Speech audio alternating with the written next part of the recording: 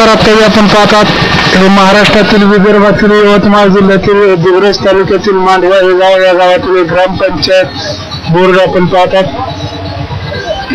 हा गावाचा नगर रस्ता तसेच ग्रामपंचायत कार्यालय गावाचा परिसर गावाची पिण्याची पाणी टाकी. नमस्कार. माझे नाव विनोद तुकाराम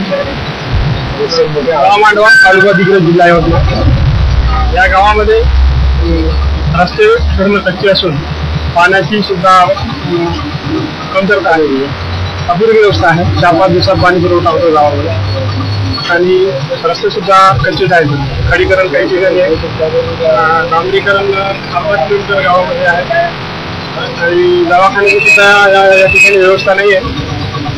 उपकेंद्र आहे परंतु डॉक्टरांची व्यवस्था नाही आहे.